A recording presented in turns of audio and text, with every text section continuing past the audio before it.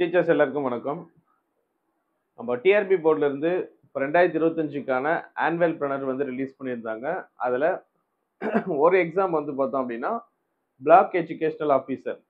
So இந்த exam இந்த year எண்டுல வந்து பார்த்தோம் அப்படின்னா, இதுக்கான நோட்டிஃபிகேஷன் வரும். ஆல்மோஸ்ட் வந்து பார்த்தீங்கன்னா, நவம்பர் மாசம் இந்த எக்ஸாம்க்கான நோட்டிஃபிகேஷன் எதிர்பார்க்கலாம் அப்படின்ற மாரி அந்த ஆனுவல் பிளானர்ல விட்டிருந்தாங்க. பிளஸ் வந்து இந்த எக்ஸாம் பத்தின ஒரு சில டீட்டெயில் வந்து பார்த்தீங்கன்னா, ஸோ வீடியோஸா குடுங்க அப்படின்னு சொல்லிட்டு கேட்டிருந்தீங்க. ஸோ அதுக்கான வீடியோஸ் வந்து நம்ம வந்து இப்போ பார்க்கலாம். ஸோ என்னென்ன விஷயங்கள் அதுல நம்ம வந்து தெரிஞ்சுக்கணும் மெயினா அப்படின்னு பார்த்தோம்னா, first number of vacancies. So இதுல எவ்வளவு வேக்கன்சிஸ் வந்து மென்ஷன் பண்ணியிருக்காங்க டிஆர்பி போர்ட்ல அப்படின்னு பார்த்தோம்னா, ஸோ இது எல்லாமே நம்ம பார்க்கலாம். என்னென்ன விஷயம் இருக்குது அப்படின்றது. அடுத்தது ஏஜ் லிமிட்ட பத்தி கண்டிப்பா நீங்க தெரிஞ்சுக்கணும். Education qualification. இதுக்கு யார் யாரெல்லாம் எலிஜிபிள், யார் யாரெல்லாம் எலிஜிபிள் கிடையாது அப்படின்ற விஷயத்தையும் நான் சொல்லிடுறேன். அடுத்தது very important things, Tamil eligibility test. இது கம்பல்சரி டிஆர்பி ரெக்ரூட்மெண்ட் போர்டில் கண்டக்ட் பண்ண போற எல்லா எக்ஸாமுக்குமே தமிழ் அப்படின்றது கம்பல்சரி ஆயிடுச்சு. ஸோ அதனால தான் வந்து பார்த்தீங்கன்னா நம்ம டிஆர்பி போர்டு பேஸ் பண்ணி நம்ம அகாடமியில புக்கையுமே இப்போ வந்து சர்க்குலேட் பண்ணிட்டு இருக்கோம். இது வந்து பார்த்தீங்கன்னா தமிழ் எலிஜிபிலிட்டி டெஸ்ட்டுக்காக.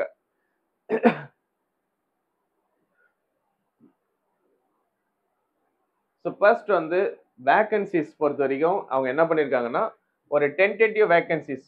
ஸோ தற்காலிகமான ஒரு வேக்கன்சிஸ் வந்து இப்போ என்ன பண்ணியிருக்காங்கன்னா, ஒரு 51 வேக்கன்சிஸ் இருக்கு அப்படின்றத நம்ம டிஆர்பி போர்டில் இப்போ ஆனுவல் பிளானர் படி சொல்லியிருக்காங்க.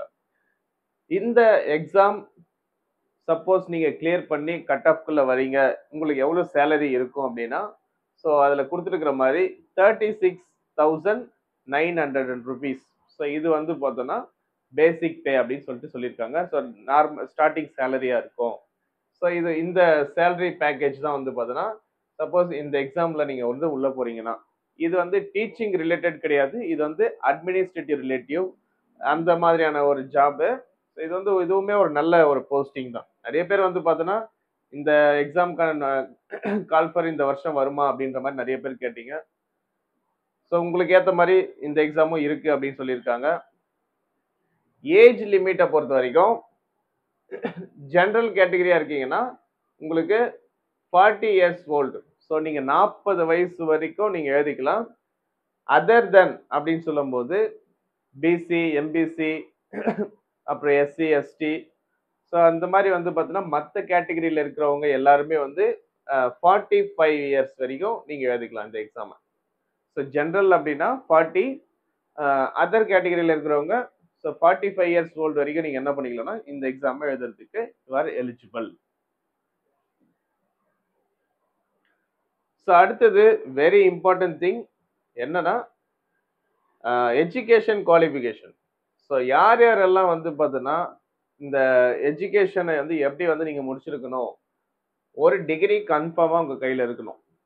பேசிக் டிகிரி தான். இதுல வந்து போஸ்ட் கிராஜுவேட் முடிச்சிருக்கணும்ன்ற அவசியம் கிடையாது. நீங்க நார்மலா ஒரு பிஏ இல்ல பிஎஸ்சி இது முடிச்சிருந்தாலே போதும். நீங்க எம்ஏ, எம்எஸ்சி எல்லாம் முடிக்கணும்ன்ற அவசியமே கிடையாது. ஸோ பேசிக்கா ஒரு டிகிரி முடிச்சிருந்தா போதும். அது கூடவே ஒரு பிஎட் கோர்ஸும் கம்பல்சரி பண்ணியிருக்கணும். அப்போ ஒரு பேசிக் டிகிரி முடிச்சிருக்கணும், ஒரு பிஎட் முடிச்சிருக்கணும். ஓகே. ஸோ இது எல்லாமே நான் முடிச்சிருக்கேன். இதுக்கு அடுத்தது இன்னொரு விஷயம் எது இருக்கணும்னா, இவங்க கொடுத்திருக்கிற சப்ஜெக்ட். நீங்க தமிழ் டிபார்ட்மெண்ட்டா இருந்தா ஓகே. இல்ல இங்கிலீஷ்னாலும் ஓகே. மேத்தமெட்டிக்ஸ்னாலும் ஓகே. அதே மாதிரி சயின்ஸ் ரிலேட்டட்ல physics, chemistry, botany, zoology, biology இந்த 5 சப்ஜெக்ட்ல ஓகே ஆயிடும். அதுக்கப்புறம் ஜியாகிரபியா இருந்தா எழுதிக்கலாம், ஹிஸ்டரியா இருந்தா எழுதிக்கலாம். இதை தவிர்த்து நீங்க எக்கனாமிக்ஸ், இல்லைன்னா காமர்ஸ், இல்லைன்னா கம்ப்யூட்டர் சயின்ஸ், கம்ப்யூட்டர் அப்ளிகேஷனு, இல்ல வேற எதனா ஒரு சப்ஜெக்ட் நீங்க முடிச்சிருக்கீங்க, நான் எம்எஸ்சி சைக்காலஜி முடிச்சிருக்கேன், இல்ல நான் வந்து வேற எதனா ஒரு கோர்ஸ் நீங்க முடிச்சிருக்கீங்க அப்படின்னா யூ ஆர் நாட் குவாலிஃபைட். அதுக்காக தான் இது வந்து நான் மெயினா விஷயத்த சொல்ல வர்றது. ஒரு டிகிரி இருக்கணும், ஒரு பிஎட் இருக்கணும், அதுவும் பர்டிகுலரா இந்த 9 சப்ஜெக்ட்டுக்குள்ள தான் இருக்கணும். இன்ஜினியரிங் கேண்டிடேட் அவங்கலாம் யாரும் இது உள்ள வர முடியாது. ஸோ இதை வந்து பார்த்து வச்சுக்கோங்க. இந்த சப்ஜெக்ட்டுக்குள்ள நீங்க இருக்கீங்கன்னா மட்டும் இந்த எக்ஸாமுக்கு ப்ரிப்பேர் ஆகலாம். ஸோ இதுக்கான சிலபஸ் எப்படி படிக்கணும் அப்படின்ற மாதிரி உங்களுக்கு ஐடியா வேணும்னா கீழே கமெண்ட்ல போடுங்க. ஸோ நான் வந்து அந்த ஐடியாஸை நான் தரேன் நான். So next qualification criteria. அப்போ என்னென்ன குவாலிஃபிகேஷன் கிரைட்டேரியா அப்படின்னு நம்ம பார்த்துட்டோம்.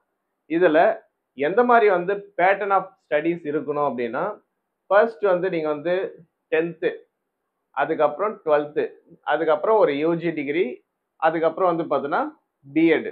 ஸோ இதுதான் வந்து அவங்க யூஸ் பண்ற பேட்டர்ன் பேட்டர்ன் ஆஃப் எஜுகேஷன். இதுல வந்து நீங்க கரெக்டா ஃபாலோ பண்ணியிருக்கணும். So 10 + 2 + 3 + 2 or 1. ஸோ 2 இயர்ஸ் கோர்ஸாக இருக்கலாம், பிஎட் 1 இயர் கோர்ஸாக இருக்கலாம். ஸோ இந்த பேட்டர்னில் தான் நீங்கள் என்ன பண்ணியிருக்கணும்னா உங்களுடைய ஸ்டடீஸை முடிச்சிருக்கணும். ஸோ டைரெக்டாக இது இந்த ஆர்டரில் நீங்கள் முடிச்சிருந்தீங்கன்னா இதுக்கு நீங்கள் எலிஜிபிள். அடுத்தது பேட்டர்ன். ஸோ நான் இப்போ சொன்ன மாதிரி பேட்டர்னை வந்து பார்த்தீங்கன்னா நம்ம வந்து அழகாக கொடுத்துருக்காங்க. ஸோ யூஜிசி நாம்ஸ் படி நம்ம எப்படி வந்து பேட்டர்னை முடிச்சிருக்கணும் அப்படின்னா, ஸோ இப்போ நான் சொன்ன மாதிரி தான் என்னென்ன பேட்டர்னை வந்து கரெக்டாக ஃபாலோ பண்ணியிருக்காங்க. ஸோ 10th, 12th ஒரு டிகிரி, ஒரு 1 இயர் பிஎட் கோர்ஸாக இருக்கலாம், அப்படி இல்லைன்னா 2 இயர்ஸ் பிஎட் கோர்ஸாக இருக்கலாம். ஓகேவா? ஸோ இதுதான் வந்து பார்த்தீங்கன்னா இந்த பேட்டர்ன் ஆஃப் எஜுகேஷன். இது யூஜிசி ரெகக்னைஸ் பண்ண ஒரு பேட்டர்னை நீங்கள் ஃபாலோ பண்ணி படிச்சிருக்கணும். சப்போஸ் உங்களுக்கு வந்து தமிழ் எலிஜிபிலிட்டி டெஸ்ட், ஸோ இது வந்து கம்பல்சரி ஆகி போச்சு.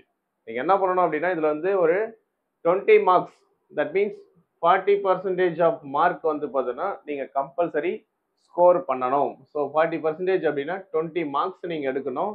இது வந்து பார்த்தீங்கன்னா ஒரு கம்பல்சரி. நீங்கள் எந்த ரெக்ரூட்மெண்ட் எடுத்தாலும், நீங்கள் டிஆர்பி போர்டுக்குள்ளே வந்துட்டீங்கன்னா நீங்கள் பிஜி டிஆர்பி எழுதுங்க, இல்லை நியமன தேர்வு எழுதுங்க, இல்லை பிஓ எக்ஸாம் எழுதுங்க. ஸோ என்ன மாதிரியான நியமன தேர்வு நீங்கள் எழுதினாலும் அப்பாயின்மெண்ட் எக்ஸாம் டைரக்ட் ரெக்ரூட்மெண்ட்டை பொறுத்த வரைக்கும் தமிழ் எலிஜிபிலிட்டி டெஸ்ட் கம்பல்சரி ஆயிடுச்சு.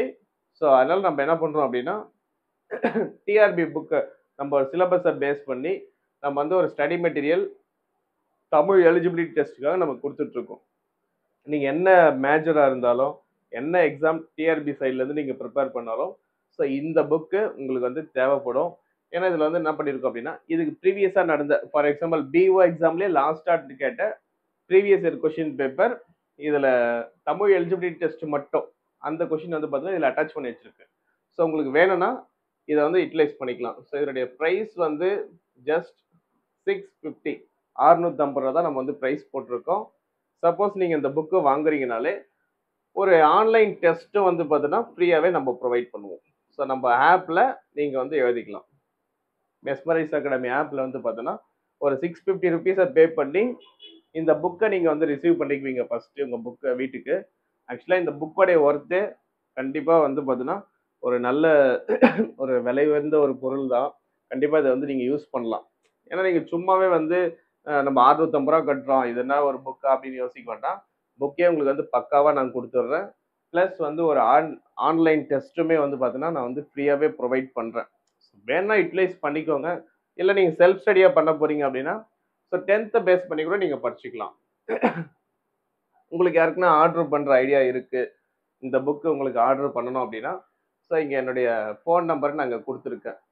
ஸோ மெஸ்மரைஸ் அகாடமியோட ஃபோன் நம்பர் இங்கே இருக்குது. ஸோ உங்களுக்கு வேணும்னா இந்த புக்கை நீங்கள் ஆர்டர் பண்ணிக்கலாம்.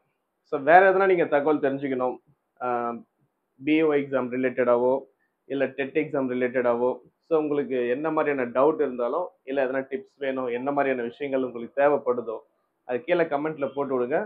ஸோ நான் அடுத்தடுத்த வீடியோவில் நான் உங்களுக்கு வந்து அதுக்கான சொல்யூஷன்ஸ் நான் கொடுக்குறேன். தேங்க்யூ.